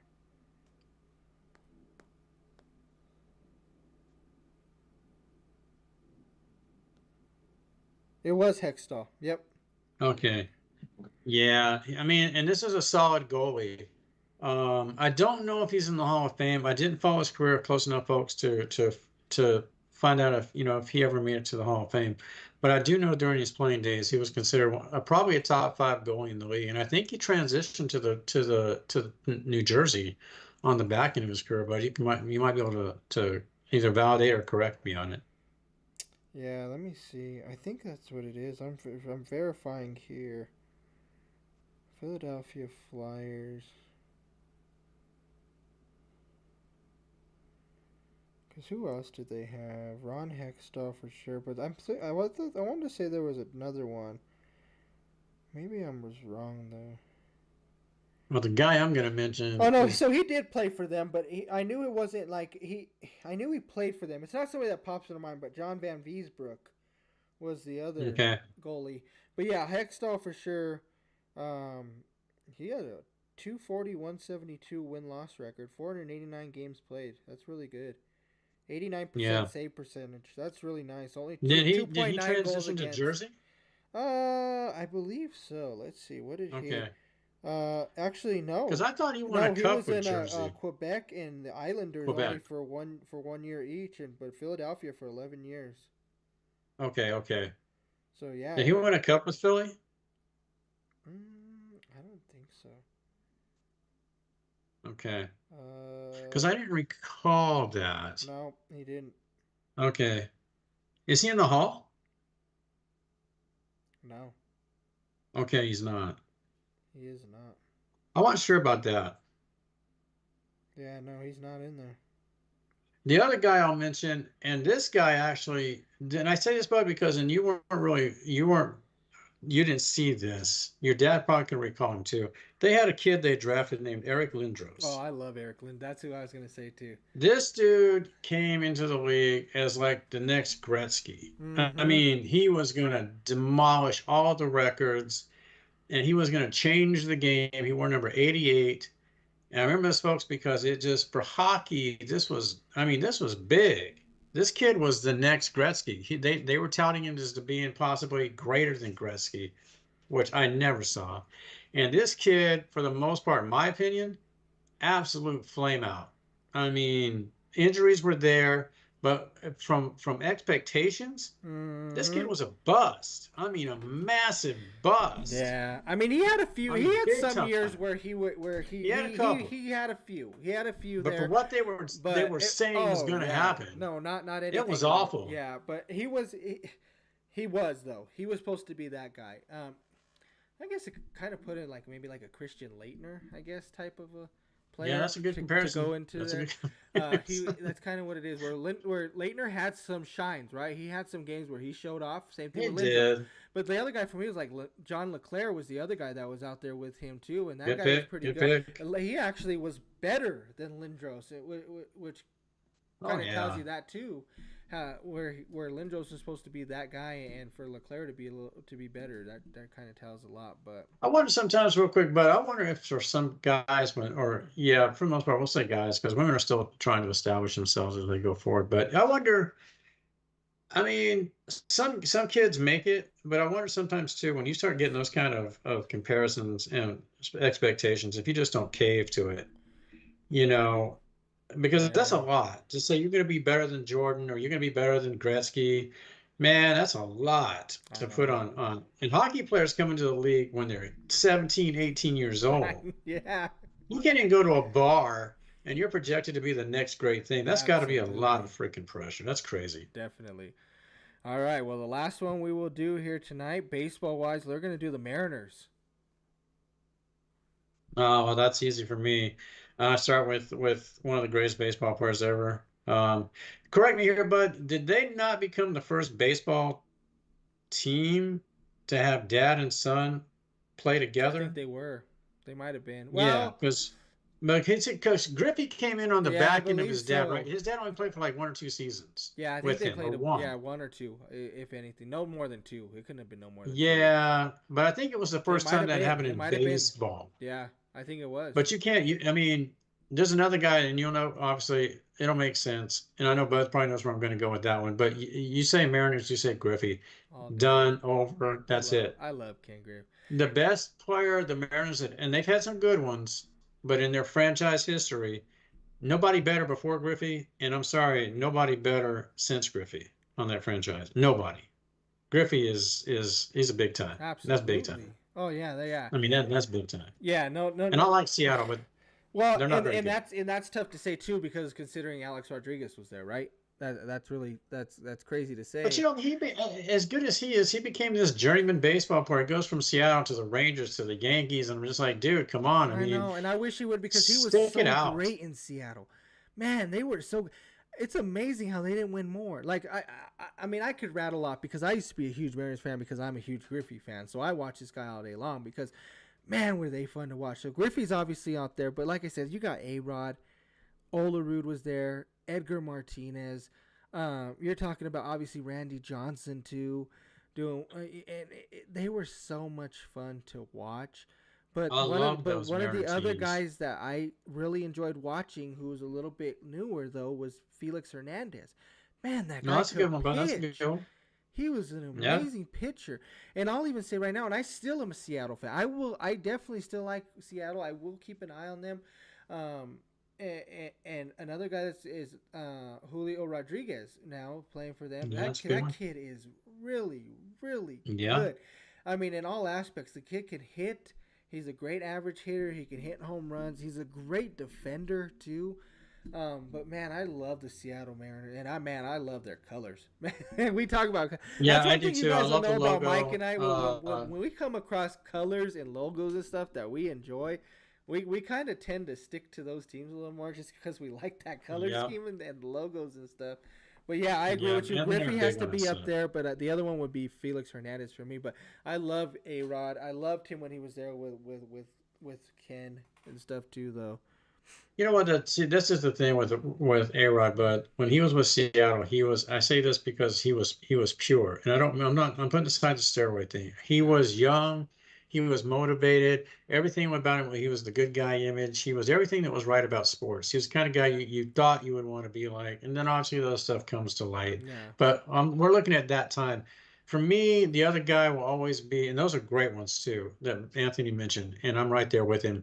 But I always loved Randy Johnson for a guy as tall as he was, I thought he had one of the smoothest pitching deliveries I'd ever seen in my He life. throws so And he was hard. one of the guys, he is one of those guys as a pitcher. It's like, if he's starting, it's over. He was just, he could be that dominant. If he's Mhm. on, it's going to be, you're probably looking at a loss. Unfortunately, they didn't have the pitching roster around him to carry it out. But Randy, man, just a beautiful delivery on his pitch and just lights out if he's on. I mean, he was Absolutely. freaking awesome. He's still one of my all-time favorite pitchers. One of my absolute Oh, I all-time do. Oh, I favorite love him. pitchers. I mean, other than like, because Greg Maddox, obviously for me, I love Greg Yeah, Maddox. the Atlanta, the Atlanta But for me, roster. Randy Johnson is amazing. I mean, I'll never forget him hitting that bird on that one fastball or whatever. That Yeah, bird and it's just crazy. disintegrates. And just disintegrated it. I mean, it's insane. I But mean, that you know how speaks to hard like you have to throw a ball, not I was gonna only say, to get to the plate as fast as, but to disintegrate a bird. I mean, I felt bad for the bird, but at least the bird didn't feel it. I mean, that's like getting hit by a car head on at 90 or over 100 miles an hour. I mean, you're I going know. out. I don't know, but But yeah, I yeah. loved Randy. Mhm. Oh my Oh yeah, goodness. tremendous. Great. Seattle's a great baseball team. It's too bad they didn't at least get to the World Series with that type of talent. They should have, right? I mean, who? I mean, Alex. Oh man. But Alex Cora was the second baseman too. He was really good for them too at that point. Oh They've had the man, talent. They just couldn't put it all together. I know it sucks. Absolutely sucks Yeah. for them. And Absolutely Seattle's a sucks. good sports town. I mean, and I've never really been a big fan of like the Seahawks and stuff. I mean, I did like the Seahawks when they came into the league, Supersonics, that type of thing. But they're a good sports town. I think Yeah, they back their teams. definitely. Even the Kraken are a pretty good hockey team now. So I mean, Yeah, it's they are. they're They're doing, up and and their coming. soccer team. Yeah, the soccer team's doing pretty well Oh too. really? So they're Okay. they're they're pretty good. Nice. Yeah, I think they've even. I won't say they've won a title, but I know they've been to the playoffs several times. So Seattle's got a pretty good, sports town. They're a pretty good sports town. Definitely. For sure. Well, Rains a lot. oh yeah, I know. It's like always gloomy. Yeah, it's over kind of a there, so- downer, folks. I love the Yeah. rain, but you guys get a lot of it. Yeah, exactly. I mean, I don't mind it myself, but I mean, I can't deal with it all day, every day. That's for sure. Yeah, for days on end. Yeah. Well, guys, we've come to the end here. Another fun night with you guys. We appreciate you guys tuning in. We appreciate you guys always checking us out. Like I said, please feel free leave comments. Let us know how we're doing. If there's anything you guys want us to talk about, guys. I know it's a little bit kind of a slower time with sports and stuff like that, so we've just been kind of let you guys know that we're just whatever you guys want us to talk about. You guys want us to bring up anything, doesn't even have to be sports related too. We'll have fun with it, guys. Let us know. We're definitely gonna try to get back onto a normal routine with you guys. Get back on here every Saturday if we can. But like we said, guys, things happen, life happens for sure. Things we gotta take care of, but we're hoping to try to get back on track with you guys. We love doing this, like we told you. So if you guys have any recommendations, things that we could do, let us know in the comments. We'll check them out and we'll bring it up next week when we're on here. We should be back again 6:30 Mountain Standard Time. Anything else from you though, Mike? Yeah, just to add real quick, folks, to what Anthony's talking about. This is what we love. I mean, through all the transitions in sports and good, bad, indifferent, you agree with it, you don't agree with it. Anthony and I, and even his dad, when we get together, but when Anthony and I talk, whether it's texting or just talking, I mean, love it, hate it. There's always something that we feel like we got to get out there because sports is what we've grown up with, and we'll always have some passion for it in some form or fashion, and that's what we do. And we just love the fact that you take the time to share it with us. And again, if you have any thoughts, ideas, suggestions, certainly reach out to us and we'll be glad to bring those up. But as I always do, with this gentleman next to me, again, folks, what you see, what you hear doesn't happen without this gentleman right here. He says he's not computer Well, savvy. what you Trust don't me. hear, I had my That's microphone unplugged half the time, apparently. this gentleman is a computer savant. He, what he doesn't know, he learns and he masters it, and we keep moving forward. This gentleman right here makes this show happen, and I thank him each and every week for it. I appreciate it. Like we said, guys, we enjoy doing this. We're gonna try hopefully get back on a routine for you guys. Definitely, we got a lot of stuff that we can talk about. We're having a lot of fun with A lot of this, stuff for coming sure. up. Basketball, football starting, so a lot coming up, folks. Absolutely. But once again, thank you guys for tuning in. Hopefully, you guys have a great rest of the weekend and have a good week, and stay safe out there, everybody. Good night, folks.